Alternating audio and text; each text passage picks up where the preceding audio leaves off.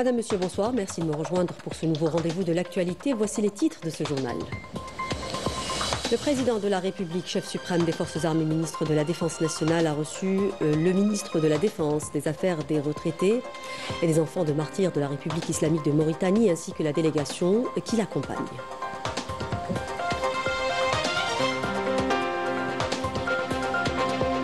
Et le ministre de la Défense, des Affaires des retraités et des enfants de martyrs de la République islamique de Mauritanie est également reçu par le général d'armée Saïd Chengriha, ministre délégué auprès du ministre de la Défense nationale, chef d'état-major de l'ANP.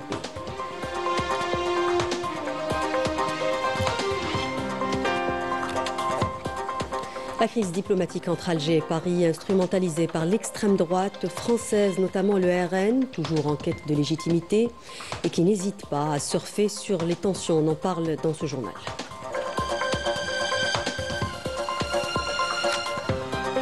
L'exemple dans cette édition de l'usage de la science au service de l'économie, notamment l'agriculture, avec l'inauguration à Biskra d'une unité de production de fourrage extrait de résidus de palmiers qui devrait remplacer le maïs.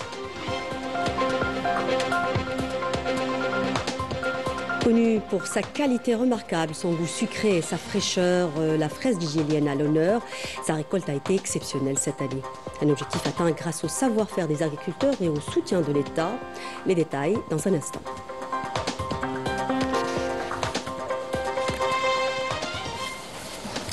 Bienvenue, le président de la République, chef suprême des Forces armées, ministre de la Défense nationale, a reçu ce mercredi le ministre de la Défense, des Affaires des retraités et des enfants de martyrs de la République islamique de Mauritanie, Hannana Ould Sidi Ould Hannana, et la délégation qui l'accompagne. L'audience s'est déroulée en présence du ministre délégué auprès du ministre de la Défense nationale, chef d'état-major de l'armée nationale populaire, le général d'armée Saïd Chengriha, du directeur de cabinet à la présidence de la République Oualem Boualem et du conseiller du président de la République chargé des affaires en lien avec la sécurité et la défense, Moumoudine Benatou. Je vous propose, le ministre mauritanien de la Défense a transmis au président de la République, Abdelmadjid Tebboune, l'attachement du président Mohamed Ould Cheikh El Ghazouani au renforcement des liens solides et profonds unissant les deux peuples frères et à l'approfondissement de la coopération afin de renforcer le partenariat stratégique entre les deux pays. Je vous propose de l'écouter. بإطار الزيارة التي تؤدي للجزائر تلبية لدعوة كريمة من أخي معالي السيد الفريق أول Saïd Chengriha. Dans le cadre de la visite que j'effectue ici en Algérie, à l'invitation de mon frère, le général d'armée Saïd Chengriha, ministre délégué auprès du ministre de la Défense nationale, chef d'état-major de l'armée nationale populaire. J'ai eu l'honneur d'être reçu par le président Abdelmadjid Tebboune, auquel j'ai transmis les salutations de son frère Mohamed Ould Cheikh El Ghazouani et ses vœux de santé, et au peuple algérien davantage de prospérité. Je lui ai également transmis l'attachement du président El Ghazouani aux liens solides et profonds unissant les deux peuples frères et l'importance qu'il accorde à l'approfondissement de ces liens par le biais du renforcement des relations de coopération et du partenariat stratégique entre les deux pays. De son côté, le président Abdelmadjid Tebboune m'a chargé de transmettre ses salutations à son frère Mohamed Ould Cheikh El Ghazouani, réaffirmant à son tour son attachement au renforcement de la coopération entre les deux pays frères.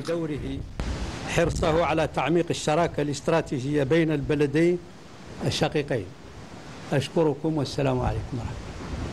le ministre de la Défense, des Affaires des retraités et des enfants de martyrs de la République islamique de Mauritanie, également reçu par le général d'armée Saïd Chengriha, ministre délégué auprès du ministre de la Défense nationale, chef d'état-major de l'armée nationale populaire, au siège de l'état-major de l'ANP. Hannana Ould Sidi Ould Hannana, qui effectue une visite de travail en Algérie, est accompagné d'une importante délégation, nous dit Yanis Eid Belkacem dans ce papier. Regardez.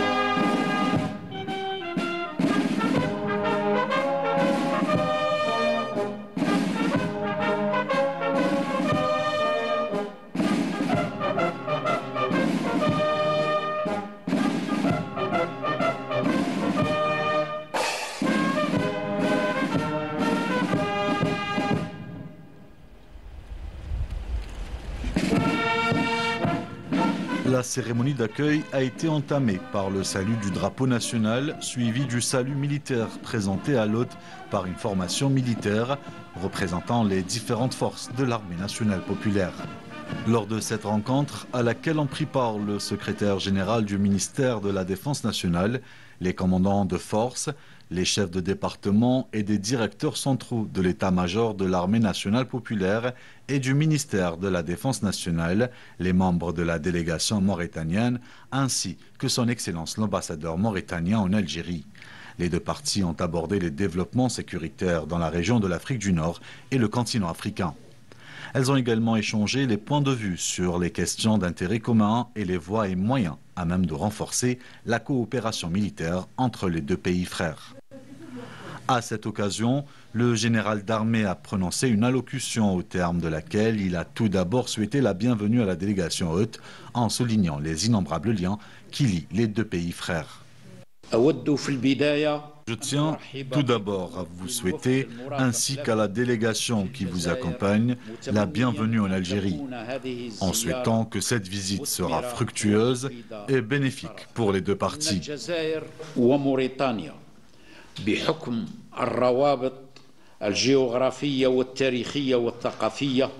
L'Algérie et la Mauritanie, de par les liens géographiques, historiques et culturels qui les lient, partagent les mêmes ambitions et les mêmes défis, ce qui fait de leur relation bilatérale un exemple à suivre en termes de coopération et de complémentarité entre les pays arabes et africains. Le général d'armée a souligné également l'importance stratégique que revêtent les relations algéro-mauritaniennes en mettant l'accent sur la nécessité de densifier l'action commune entre les deux pays selon une vision homogène et perspicace axée sur le dialogue, la coordination et l'échange d'expériences.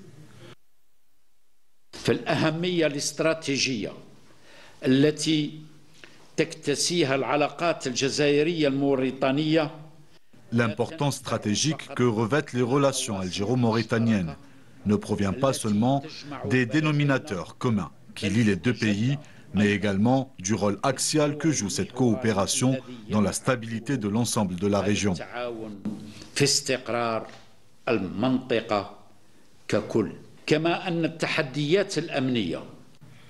Par ailleurs, les défis sécuritaires, économiques et géopolitiques auxquels notre région est exposée nous imposent aujourd'hui plus que jamais de densifier l'action commune selon une vision homogène et perspicace qui repose sur le dialogue, la coordination, l'échange d'expériences et les bonnes pratiques dans les domaines d'intérêt commun.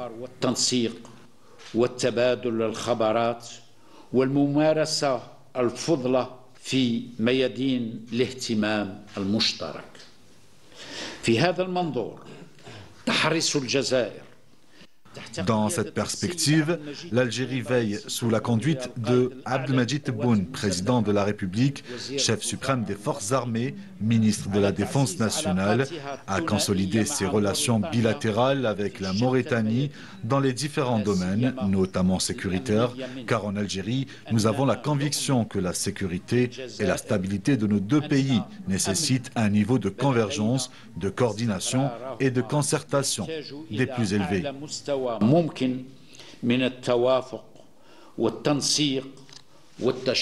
De son côté, Hanan Naoul Sidi a exprimé sa satisfaction de cette visite en Algérie tout en faisant l'éloge de la solidité des relations de fraternité et de bon voisinage qui lient les deux peuples. Il a également souligné le rôle de leadership que joue l'Algérie dans la promotion de la paix dans la région.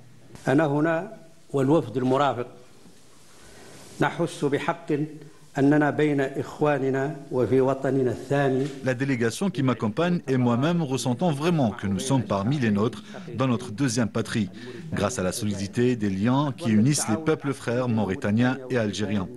La coopération militaire entre la Mauritanie et l'Algérie a toujours été un exemple à suivre dans l'espace maghrébin et africain, que ce soit en matière d'échange, d'expérience, de coordination sur le terrain ou de formation. Nous tenons également à saluer hautement le rôle de premier plan que joue l'Algérie dans le soutien à la stabilité régionale. Les liens historiques et géographiques entre nos deux pays font que chacun représente une profondeur stratégique essentielle pour l'autre. Il se renforce avec la force de l'autre et s'affaiblit avec la faiblesse de l'autre. Au terme de cette rencontre, le général d'armée Saïd Chengriha, ministre délégué auprès du ministre de la Défense nationale, chef d'état-major de l'armée nationale populaire, et Hnenna Ould Sidi Hnenna, ministre de la Défense, des Affaires, des retraités et des enfants des martyrs de la République islamique de Mauritanie, ont signé un accord de coopération dans le domaine de la défense, avant que l'hôte de l'Algérie ne signe le livre d'or de l'état-major de l'armée nationale populaire. Coopération toujours, le ministre d'État, ministre des Affaires étrangères, de la communauté nationale à l'étranger et des Affaires africaines, Ahmed Attaf, a reçu aujourd'hui le président de la Chambre colombienne des représentants, Paul Salamanca Torres, qui effectue une visite officielle en Algérie. À cette occasion, les deux parties ont passé en revue les relations d'amitié et de coopération liant l'Algérie et la Colombie et exploré les moyens même de permettre au Parlement des deux pays de les approfondir davantage. Les deux parties ont également souligné la concordance des points de vue entre les deux pays en soutien aux causes justes à travers le monde, ainsi que la nécessité de poursuivre la coordination et la consultation au niveau des forats internationaux. Dans l'actualité également, réunion du gouvernement présidée par le Premier ministre Nadir Larbaoui est consacrée à l'examen des moyens de mise en œuvre des instructions du président de la République données lors de sa rencontre annuelle avec les opérateurs économiques tenue dimanche dernier. Notamment la création de deux instances chargées de la régulation du commerce extérieur et de la promotion des exportations hors hydrocarbures, ainsi que le renforcement du rôle du guichet unique dont la mission est l'organisation, l'encadrement et l'orientation des projets d'investissement. L'accent a également été mis sur la nécessité de prendre toutes les mesures nécessaires pour accompagner les jeunes porteurs de projets d'investissement à travers l'exploitation de micro-zones d'activité déjà aménagées au niveau des communes, avec prise de toutes les mesures nécessaires au renforcement de l'offre foncière au profit de l'Agence algérienne de promotion de l'investissement. Par ailleurs, le gouvernement a examiné la mouture finale du projet de loi préliminaire relatif à l'état civil. Le gouvernement a également écouté une présentation sur la réforme et la modernisation des services universitaires et un autre exposé sur le projet du plan national autisme 2025-2029. Énergie, Sonatrach et son partenaire occidental Petroleum Corporation, basé aux États-Unis, ont signé en marge du Forum algéro-américain sur l'énergie 2025 deux mémorandums d'entente. Ces mémorandums d'entente visent à consolider et à étendre la coopération bilatérale à travers de nouvelles opportunités de partenariat dans le domaine de l'exploration et la production des hydrocarbures en Algérie. Ces accords ont pour objet de définir les cadres de discussion portant sur la possibilité de coopération pour le développement des réservoirs carbonatés. Il s'agit également de la mise en œuvre de la technique Enhanced Oil Recovery dans le but d'optimiser la production et d'améliorer les facteurs de récupération finaux. Le coup de froid dans les relations entre Alger et Paris semble profiter à certains partis, comme l'extrême droite française, notamment le RN, toujours en quête de légitimité, et qui n'hésite pas à surfer sur les tensions en instrumentalisant cette crise diplomatique pour gagner de la visibilité et renforcer ses idéologies, nous dit Rina Lerari dans ce papier.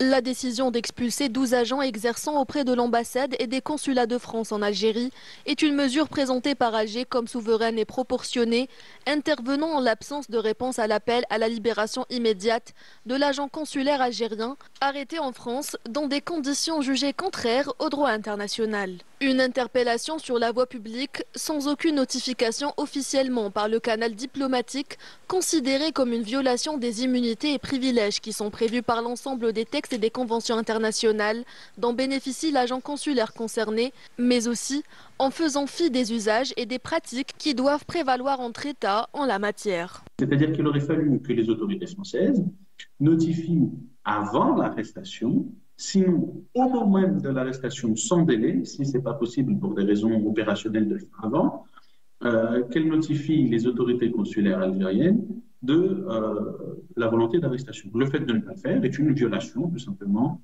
de l'accord international. Un flou qui tombe à point nommé pour certains courants politiques extrémistes en quête de légitimité et toujours prend à surfer sur les tensions, à commencer par le RN qui instrumentalise cette crise diplomatique pour renforcer ses idéologies sécuritaires et identitaires. Une affaire, je crois, qui date de l'an dernier déjà, et qu'elle soit relancée juste après, effectivement, qu'il y ait cet apaisement voulu par les deux présidents de la République, avec une visite du ministre des Affaires étrangères pour justement reprendre, renouer le contact, est plus que surprenante, surtout sur le timing. Et en plus, effectivement, il y a des règles qu'il faut respecter, et on voit bien qu'il y a des gens qui ont tout intérêt à créer de la tension et à perpétuer cette relation conflictuelle entre les deux rives. En phase, je crois, avec un certain nombre de valeurs du RN, quoi. C'est là, on est vraiment dans les nostalgiques de l'Algérie française. Ouais, ça fait toute une nébuleuse qui est à l'œuvre, et donc on n'arrive pas à comprendre. Et puis l'autre élément, c'est qu'on a l'impression, on ne sait pas quelle voix écouter au niveau de la France. C'est-à-dire qu'à un moment donné, même nous au Parlement, on pose la question, c'est quoi la ligne directrice, puisqu'il ne peut pas y avoir plusieurs capitaines dans un navire. C'est-à-dire qu'à un moment donné, sinon on va finir par prendre un iceberg ou un récif. Et donc là, aujourd'hui, on voit bien qu'il y a une cacophonie et qu'il n'y a pas de ligne conductrice dans ce gouvernement. C'est inquiétant, parce que le fait de vouloir reprendre l'affaire juste après, en plus de la retirer à Créteil pour la mettre ailleurs, enfin, vous voyez, on a l'impression, il y a quand même quelques incohérences qui sont flagrantes et qui vont se poser d'un certain nombre de questions sur qui fait la ligne politique au niveau international en France. Entre déni, silence gêné et déclarations contradictoires, les voix officielles s'embrouillent au sein de l'exécutif français, révélant une cacophonie gouvernementale qui fragilise davantage la position française sur la scène diplomatique. Violation des droits des prisonniers sahraouis par l'occupant marocain, on en parle dans ce journal avec le témoignage poignant d'une figure emblématique de la résistance sahraoui, Aminatou Haïdar, dans lequel elle relate les tristes détails de son emprisonnement, notamment la torture qu'elle a subie par les geôliers marocains. Badia Amani.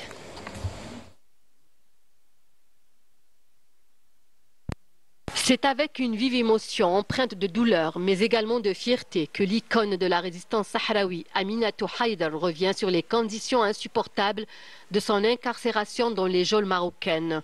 Un chapitre terrifiant de sa vie, une étape où la torture était le sort réservé aux prisonniers, dans la souffrance et les cris déchirés, inchangés à la détermination de cette militante sahraoui des droits de l'homme qui compte poursuivre sa résistance et son combat pour un Sahara occidental libre et indépendant. Au Maroc, l'opération d'expropriation et d'expulsion forcée de leurs biens de centaines de familles se poursuit. Malgré le tollé qu'a provoqué cette mesure parmi la population qui refuse de se conformer aux ordres de libérer leurs biens immobiliers au profit de prétendus propriétaires sionistes. Majda Jahmoun.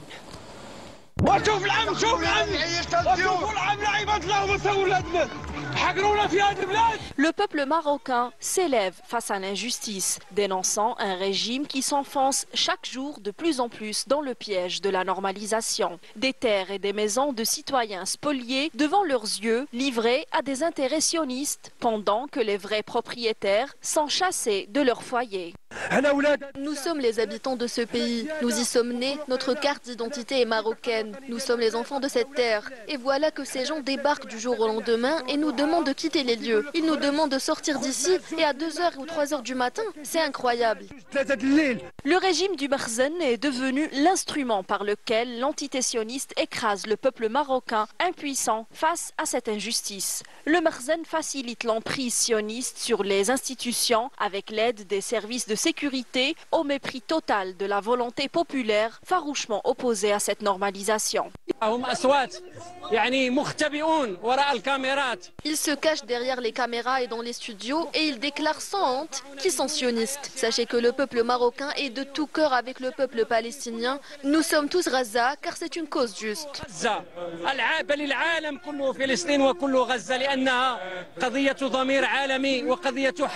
Le Makhzen continue de s'adonner à la logique de la soumission et du pacte honteux. La colère, quant à elle, ne cesse de monter et la rue marocaine semble plus que jamais prête à faire entendre sa voix.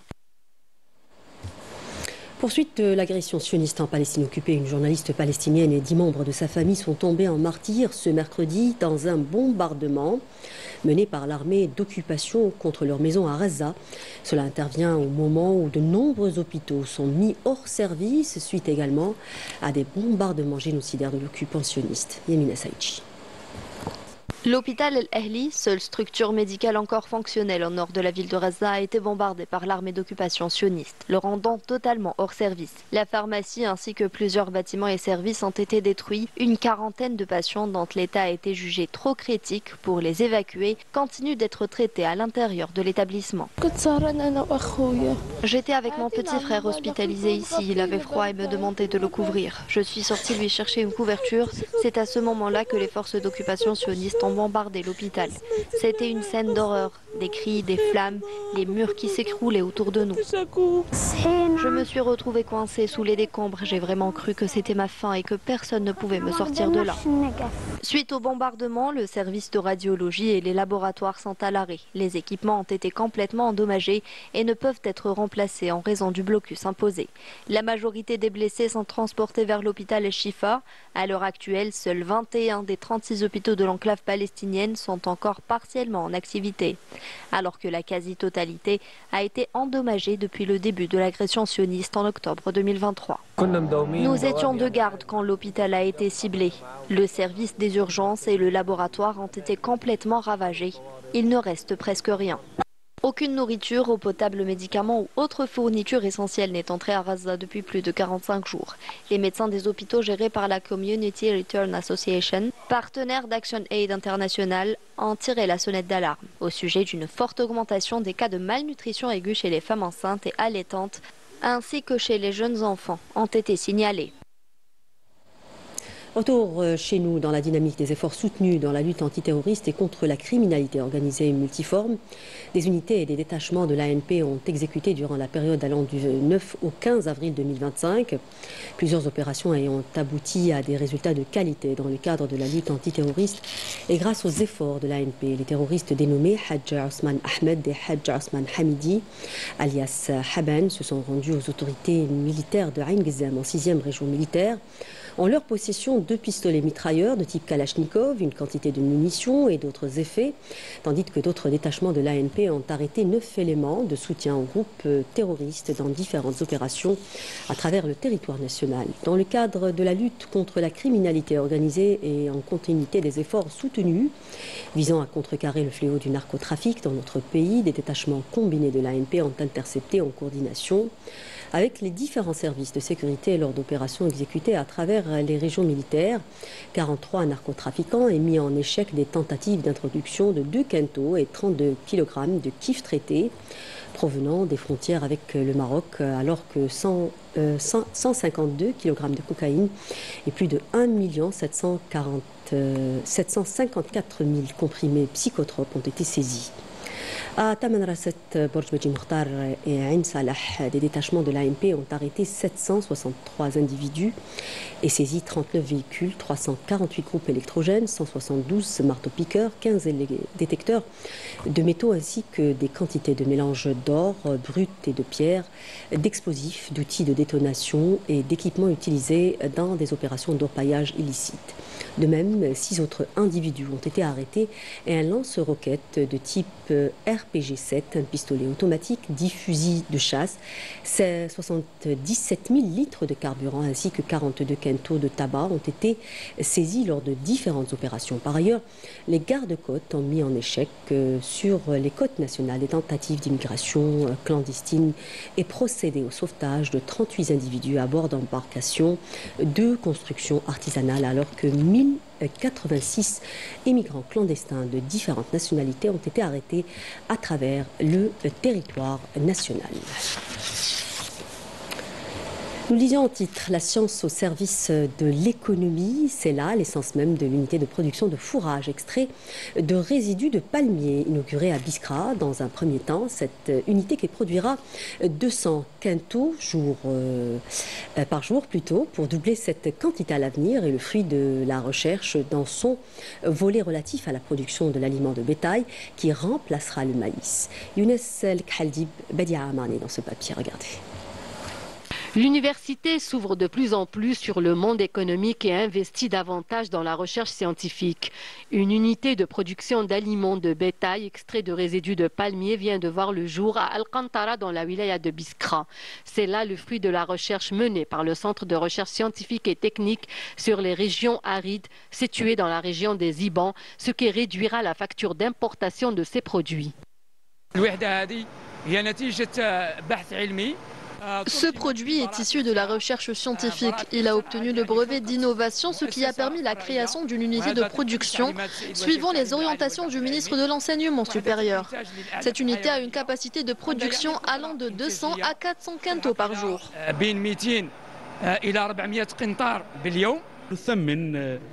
Nous saluons cette initiative. Il s'agit là du fruit de la recherche scientifique dans son volet relatif à la production d'aliments de bétail à partir de nouveaux composants et au remplacement du maïs par les résidus de palmiers, ce qui permet de réaliser le développement local, de réduire le coût des aliments et de créer de la richesse et de l'emploi au profit de la population de Biskra. Pour permettre une plus grande ouverture de l'université sur le monde économique, les différentes thèses de recherche sont orientées de plus en plus vers des projets d'entreprise économiques qui seront réalisés sur le terrain et qui créeront de la richesse. Notre application est conçue pour détecter les cancers. Ce n'est pas tout, j'ai intégré un volet information et sensibilisation sur les symptômes de cette maladie, comment vivre avec et comment l'éviter. Les étudiants intéressés peuvent également trouver toutes les informations nécessaires via l'intelligence artificielle.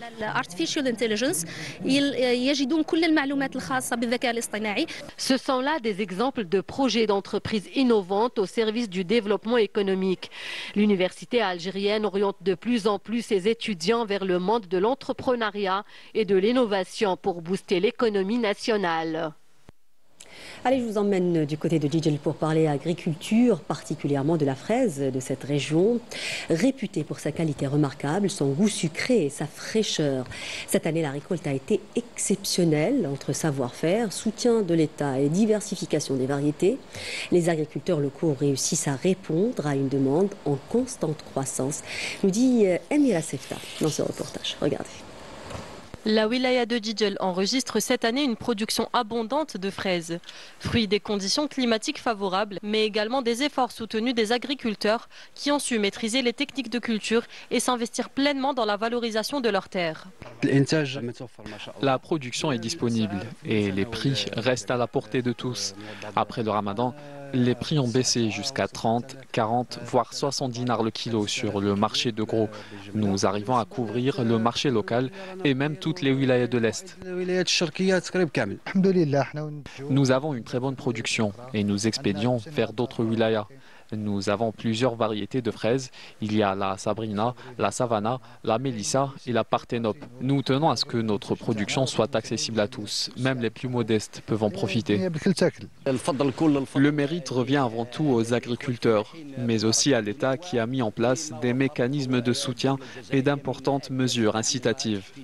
Aujourd'hui, les agriculteurs maîtrisent parfaitement la culture de la fraise et la plupart des producteurs utilisent des plants de fraisiers produits localement. C'est ce qui permet à la wilaya de Djidjel de produire plus de 200 000 quintaux de fraises par an, se positionnant ainsi comme la première au niveau national en termes de production. Grâce à l'extension des superficies dédiées à cette culture, dépassant désormais les 900 hectares, Djidjel reste l'un des leaders incontestés de la culture de la fraise. Et avec ce sujet qui nous a mis l'eau à la bouche, nous arrivons à la fin de ce journal. Merci de nous prêter attention. L'info continue sur Canal Algérie. Prochain point de l'information à 20h en langue nationale.